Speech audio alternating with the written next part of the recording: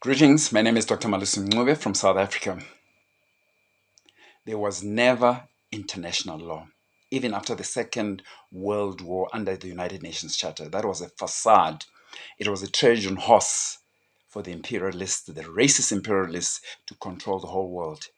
Now that there's been critical mass in terms of competition globally on all facets, from China, Russia, North Korea, the whole of Africa, the whole of the global south, resulting in the formation of BRICS Plus. That's why the gloves are off and they don't care. That's why they're above the law. That's why they can massacre children in Sudan, DRC Congo, in Gaza, Palestine, everywhere, and they don't care. They killed extrajudicially Muammar Gaddafi. Look at Libya today. They killed Patrice Lumumba. They killed Saddam Hussein. They kidnapped a president recently of a sovereign state, President Maduro. And none of all the global leaders are saying anything consistently in terms of that international law because it's not there. So to the African Union and to BRICS, to Africans, this is very existential for us. None of us can do it as a single country. Forget about that. More than ever, if presidents are being killed, if presidents are being kidnapped, Africa must urgently come together because there is no more sovereignty. It's conditional. And we are going to have much more African leaders selling us out, puppet leaders. So we need more Traores. We need more Thomas Sankaras. We need more Chris Hanis. People who are dedicated to Africans, people who are dedicated to humanity.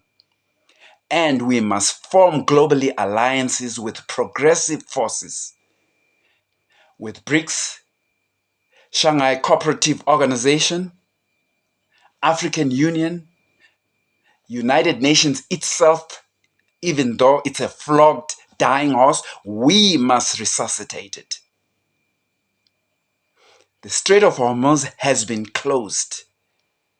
Those who think that the world is not interconnected, is not interdependent, we are heading for a global economic recession. And the economy of the world hasn't been growing anyway, with all these tariffs that are being abused, that are being used as cohesive instruments to destroy people's countries' sovereignty. So it's time for Africa to seriously come together. And this must be a bottom-up type of critical mass. To Africa's youth, to every African, don't just wait for the elite leadership. Some of them are seriously compromised.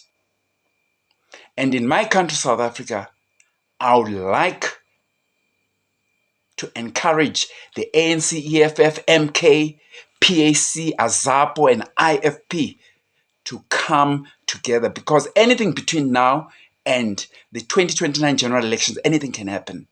We have to constitute once again a global black majority for South Africa and for the world. So there is no more sovereignty. You look at it intellectually, which other way you want to dice it up, you want to prize it open. There is no sovereignty. What counts now is power. Why Russia doesn't get attacked directly? Why China doesn't get attacked directly? North Korea doesn't get attacked directly? It's because they have nuclear deterrence. That's why America doesn't get attacked directly. Inversely, that's why Iran is being attacked directly. That's why Venezuela was attacked directly.